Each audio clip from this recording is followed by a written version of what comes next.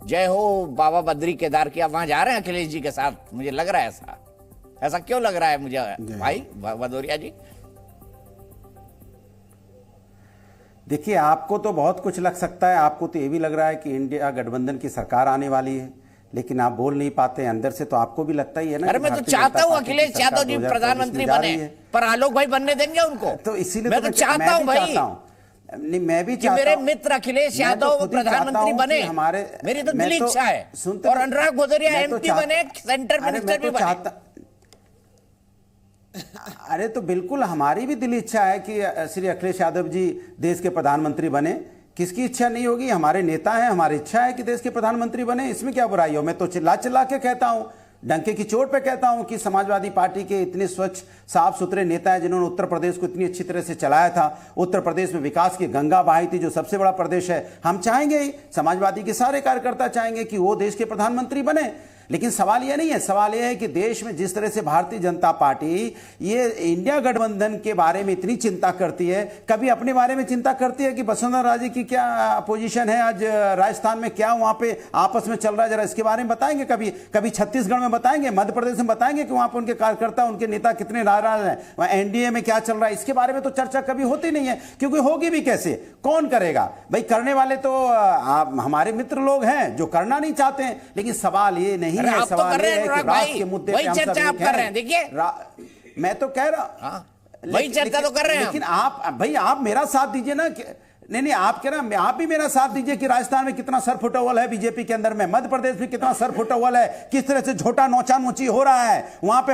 आपने देखा भूपेंद्र यादव जी खड़े हैं, लेकिन वहां पे चल रहा है धक्कम धक्का, उसके बारे में चर्चा नहीं होगी। आप देखिए, अगर आप छत्तीसगढ़ चले जाइए तो वहां भी कोई कहीं जा रहा है, कोई कहीं जा रहा है बीजेपी का, लेकिन कोई चर्चा नहीं है। अगर आप उनके गठबंधन की बात करेंगे तो वहां पासवान जी के चचा कह रहे हैं हम लड़ेंगे हाजीपुर से, वो तलवार लेके अपना खड़े। उधर भतीजा कह रहा है हम लड़ेंगे यहां से, हमारे को आशीर्वाद मिला है। अब सवाल यह है कि जब भारतीय जनता पार्टी में इतना घमासान चल रहा है तो उससे ध्यान भटकाने के लिए थोड़ा सा हमारे तरफ आ जाते हैं। लेकिन हमारे आपसी मतभेद हो सकते हैं, हमारी चूंकि विचारधाराएं अलग अलग हैं, अलग अलग पार्टी हैं, लेकिन मनभेद नहीं है। राष्ट्र के मुद्दे पे हम सब एक हैं। महंगाई, आपने बोल लिया ना पेट भर के, अब मेरे एक सवाल का जवाब दे दीजिए। देश को आगे बढ़ाना है, इसलिए हम सब एक हैं। बढ़ाएंगे देश को भी आगे बढ़ाएंगे, अखिलेश जी को भी आगे बढ़ाएंगे। देखिए, एक चीज मान के चलिए, परिवार में जब परिवार होता है, चार भाई होते हैं, चार बर्तन होते हैं, कभी कभी कुछ खटपट होती है, लेकिन बाहर वाला जैसे ही आता है वैसे ही हम लठ लेके चार भाई एक साथ खड़े हो जाते हैं। क्योंकि भारतीय जनता पार्टी ने जो ये ठीक बोल रहे हैं, बिल्कुल ठीक बोल रहे हैं। मुझे बताइए चिरकुट का मतलब क्या है? राष्ट्र के मुद्दों पे हम सब एक साथ हैं। मैंने कहा ना, हमारे आपस में, अरे मैं समझ गया आपकी बात मेरे भाई, मैं तो सवाल पूछ रहा हूं। सुन तो लीजिए, आप जवाब न देने के एक्सपर्ट हैं, मुझे सिर्फ इतना बता दिए ये चिरकुट का मतलब क्या होता है? जवाब दे रहा हूं, उसी का जवाब दे रहा हूं कि जब हम चार भाई होते हैं, हमारे ये तो बोल चुके भाई, मुझे चिरकुट का मतलब बताइए। होगी प्यार तो, अरे आ रहा हूं, उसी पे आ रहा हूं, वही कहा सुनी की बात हो रही है। आपस में कहा सुनी होगी, लेकिन तब प्यार होगा तभी तो कहा सुनी होगी ना। जब प्यार ही नहीं होगा तो बातचीत ही नहीं होगी। मुंह फुलाए कोई इधर घूमेगा, कोई उधर घूमेगा, बातचीत होगी नहीं। अगर बातचीत हो रही है, हमारे आपस में थोड़ा सा अपनी बात को कहने का, लड़ने का, यही तो लोकतंत्र है कि हम डंके की चोट पे हम गठबंधन में एक दूसरे से अपनी बातें कहते हैं और मजबूती से कहते हैं, और उसमें बिना निडर होकर कहने का अधिकार है। क्या एनडीए में अधिकार है कहने का? एक नेता अगर ये बात कह देगा तो दूसरे दिन उसके यहाँ क्या क्या होगा आप अच्छी तरह जानते हैं, ये हमें कहने की जरूरत नहीं है। लेकिन हमारे यहाँ वो विचार में आपस में ये बात कही जा सकती है, का जवाब देते नहीं हो सकते हैं। अरे मुझे ये तो बताइए चिरकुट का मतलब क्या है? लेकिन क्या एनडीए में ऐसी बातें, जिस शब्द का इस्तेमाल आपने कांग्रेसी नेताओं के लिए किया, नहीं हो सकती। चिरकुट का मतलब क्या है अनुराग जी? देखिए, मैंने आपसे क्या बोला कि हमारे आपस में, अरे ठीक है ना भाई मेरे भाई, चिरकुट का मतलब तो बता दीजिए। अखिलेश जी ये शब्द कहां से लाए? उसको कहा सुनी बोलते हैं, कहा सुनी।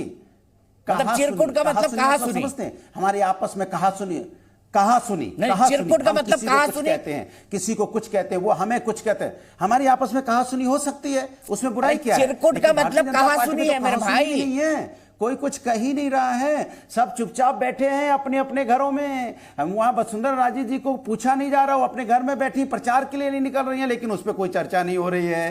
क्योंकि दिक्कत यह है कि वहां चर्चा करेगा कौन, चर्चा करने की हिम्मत किसकी है, वो नहीं है। अब इसके लिए हम क्या कहें बताओ। आप देखो वहां पे जो आपके इतने सालों से, कम 15, 16, 17, 18 सालों से प्रतिज्ञा भीष्म पितामह ने ली थी और एक अनुराग भदौरिया ने ली हुई है कि कभी सवाल का जवाब नहीं दूंगा और कभी मुद्दे पे नहीं बोलूंगा। टिकट मांग रहे, एक भीष्म प्रतिज्ञा, एक अनुराग भदौरिया, दोनों बिल्कुल बराबर है। अब सिंह साहब मैं पहले AK वाजपेयी जी के बाद चल जाता हूँ, क्योंकि आप सबसे आखिरी में बोलना चाहते थे। वाजपेयी जी क्या कहेंगे अनुराग भाई की बयान पर? चिरकुट अब दोस्त हो गए, आज दोस्त हो गए चिरकुट, फोन आ गया। अरे उनसे पूछो हाजीपुर से कौन लड़ेगा, उनसे ये तो पूछ लीजिए हाजीपुर से कौन लड़ने वाला है। अरे यार वो भी जवाब दे दूंगा, वो भी जवाब देता हूँ। हाँ देखो, हमने कल भी बयान, कल भी बयान बोलते हो और बोल लो, हाजीपुर से ऐसे नहीं होता। सुनिए, हमने कल भी बयान दिया था, हम आज भी बयान दे रहे हैं कि देखो हम लोगों के राजनीतिक संस्कार ऐसे हैं कि अगर किसी के घर में आग लगी हो तो हम घी नहीं डालते हैं उसमें, लेकिन मजबूरी हमारी है कि हम पानी भी नहीं डाल सकते। देखिए इनके घर में क्या होगा हमको क्या लेने देना, हमें उससे फर्क नहीं पड़ता, हमारा घर इंटैक्ट है। हाजीपुर ये बार बार मजाक के लहजे में कर रहे हैं, ये सब जगह होता है, लेकिन सब चीज शांति से होती है। आपके यहाँ भी होता है, हमारे यहाँ भी हुआ है, इसमें कोई दो राय नहीं है। सवाल देश का है, सवाल जनता का है, सवाल जो बार बार आप संविधान की दुहाई देते हो उसका है, सवाल बार बार लोकतंत्र की दुहाई देते हो, सवाल उसका है। तो लोकतंत्र को मानना भी पड़ेगा, कोर्ट के फैसलों को मानना भी पड़ेगा। ये नहीं होगा कि जब आपकी पसंद का आ जाए तो क्या तो बहुत बढ़िया है सुप्रीम कोर्ट, और जब आपकी नापसंद का हो तो आप उसको धिक्कारने लगो, तो ये नहीं चलेगा। सरकारी स्कीमें जो गरीब गुरबा के लिए सरकार काम कर रही है, मोदी सरकार जो काम कर रही है उसको आपको अप्रिशिएट भी करना चाहिए। निकालिए डिफेक्ट निकालिए, उसमें कोई एतराज नहीं है, लेकिन खाली डिफेक्ट निकालने से तो जनता आपकी बात मानेगी नहीं, क्योंकि जनता महसूस कर रही है। अगर जनता को सुविधाएं मिलेंगी, 9 साल में बार बार 2 बार प्रधानमंत्री बन चुके हैं, तो वो तीसरी बार भी बनाएगी, कैसे रोक लोगे उसका? आपने फार्मूला निकाला, एक फार्मूला निकाला आपने कि अगर हम सब इकट्ठे हो जाएं तो शायद मोदी को मार लेंगे। तो इकट्ठे होना ना होना आपके हाथ में नहीं है।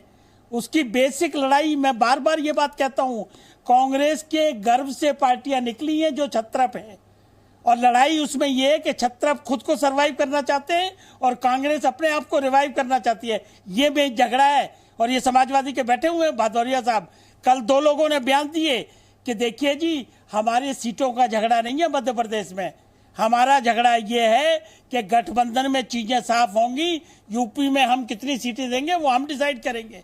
तो ये आपसी मतभेद है। बार बार जनता ने इस प्रयोग को देखा है, जनता इस प्रयोग में आने के इंटरेस्टेड नहीं है। अखिलेश बाबू ने राहुल गांधी से भी किया था समझौता यूपी में, मायावती से भी समझौता किया था, क्या असर निकला उसका?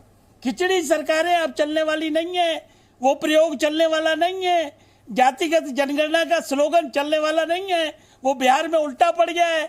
बिहार में वो जो ईबीसी वाले 36% हैं वो यादवों के पीछे पड़ गए कि सीट खाली करिए। तो देखिए, हमारा सीधा मानना यह है कि मोदी सरकार ने जो गरीब गुरबा के लिए काम किए हैं, गरीब गुरबा आज भी उसी दिल से, उसी पाक साफ तरीके से मोदी के साथ खड़ा।